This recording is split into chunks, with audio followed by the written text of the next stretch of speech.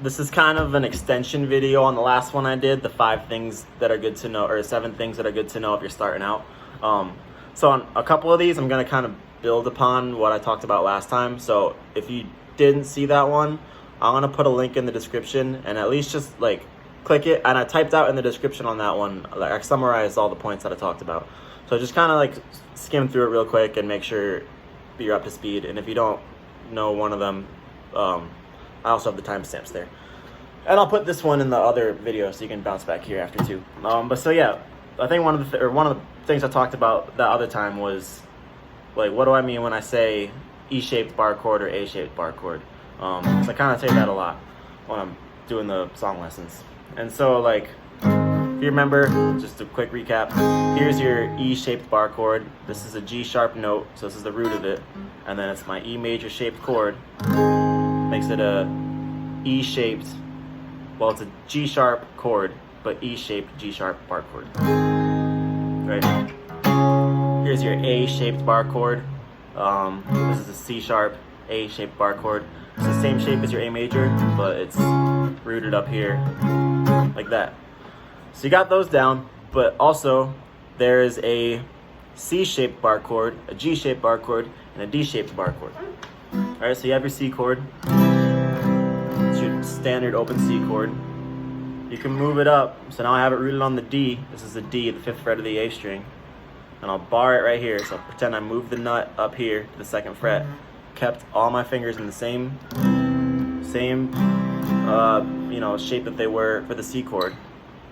And now I have a C-shaped bar chord. It's the same idea. You can do it with the C. This would be a D bar chord, or a T C-shaped bar chord.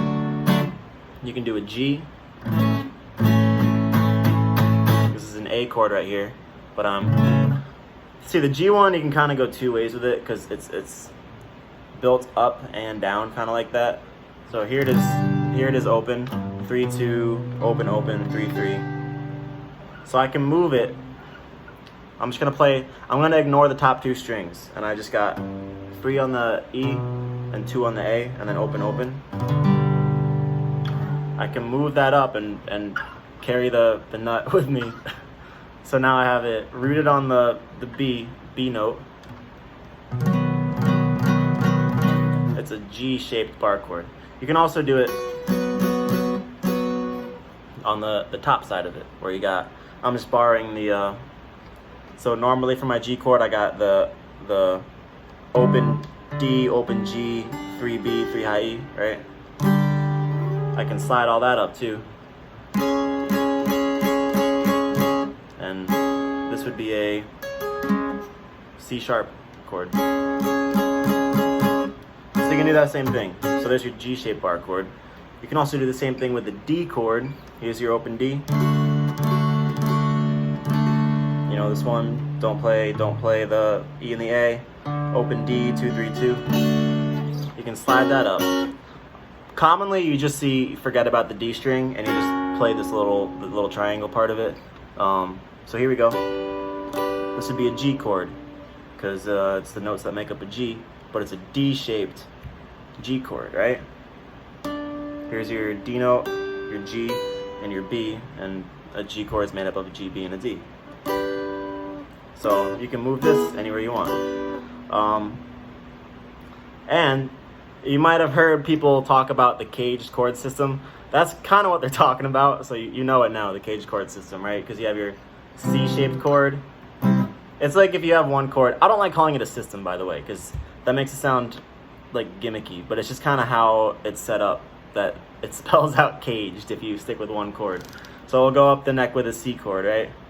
There's my C-shaped C chord, my A-shaped C chord, my G-shaped C chord, my E-shaped C chord, my D-shaped G chord. C, A, G, E, D. So that's what people are talking about when they say the caged chord system. Kind of cool. So yeah, it's not really a system. And also, yeah, it's kind of like there's times where it's good to know this. But you know, when you're playing songs, like you're not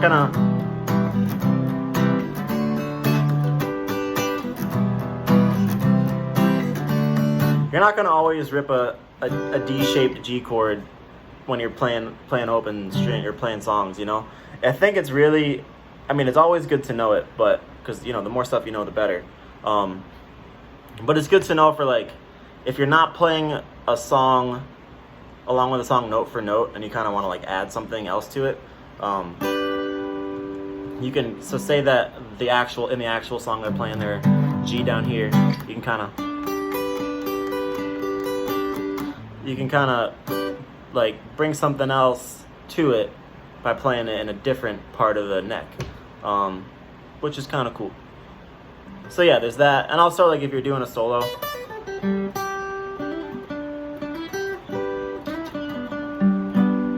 you can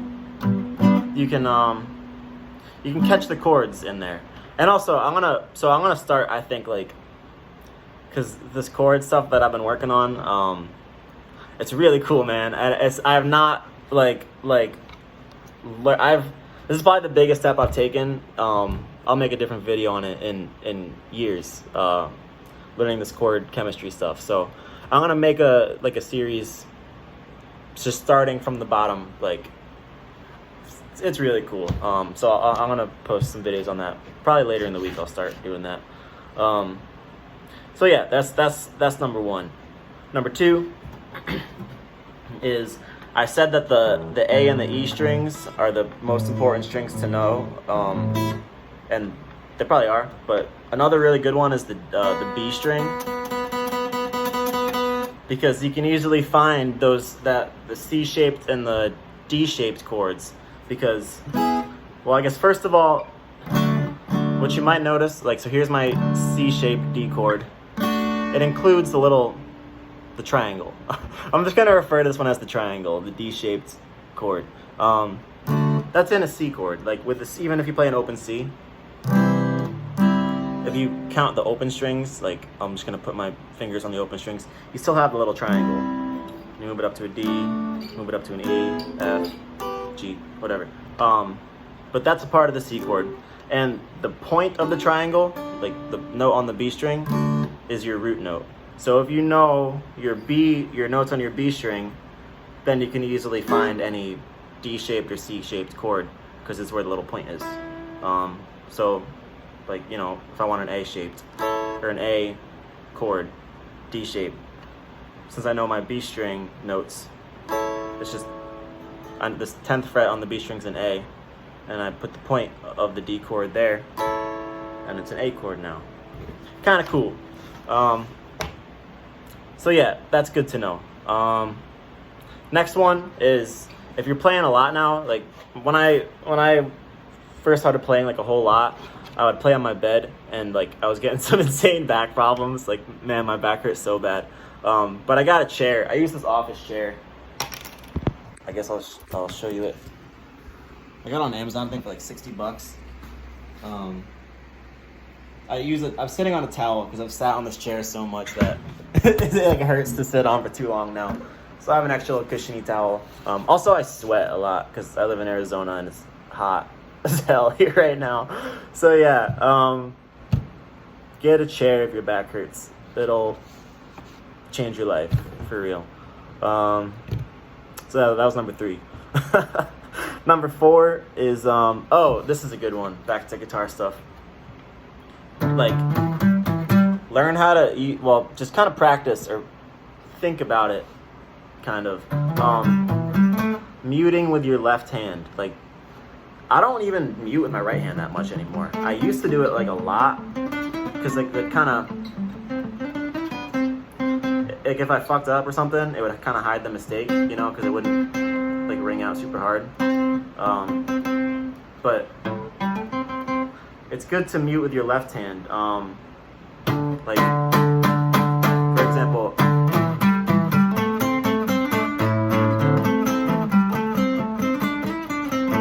like that wasn't perfect, but I'm playing all the strings when I hit those notes.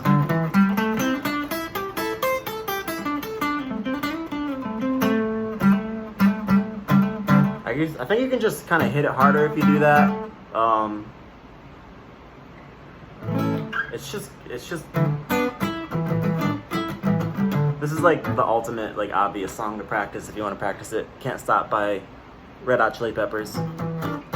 But man, it's just good to know. It makes it makes your playing a whole lot cleaner. It's super important. Yeah. And then number 5. That's pretty much like how I mute entirely now. Like I don't know. You can free up your right hand too to kind of move around a lot more. You don't have to keep it right there. And playing, I wasn't gonna talk about this, but it sounds different if you like, watch. I'm gonna play the same note.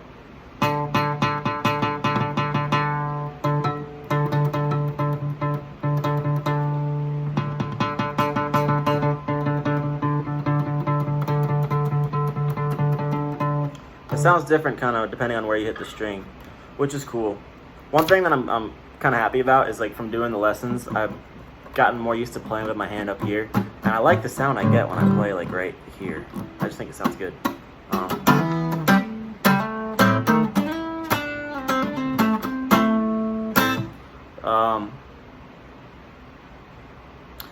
Number 5 is when you're practicing, like, sometimes I try and, like, test stuff out or whatever, or I'll just be, like, just playing, you know, just noodling around or just kind of messing around. And if I play something that sounds like shit, like, don't be like, oh man, I suck, like, that sounds like shit, because that's how you get better, man. Like, just don't worry about it if it doesn't sound good right away, because, like, if you want to just only sound good, then you'll end up playing the same stuff all the time and you'll never get better. Well, you'll get better at that, but it'll make you a much better player if you do, you know, try other stuff and not care if it sounds like shit at first, because just by doing it, you'll get better, 100%. So yeah, that was what I got. That was my 5 tips, but since I just was kind of noodling there, here's another little mini secret, not secret, but cool thing. So say you're in A minor pentatonic, there's just a little, I love this little spot right here. You can do so much. You can make so many cool sounds with just these notes. So here's your root. If you're in A, your root would be on the 7th fret of the D, and then you got 5 on the G, 7 on the G, and then you can slide it up to that 9 on the G. Oh, I forgot 5 on the D too, but your home is here on the 7.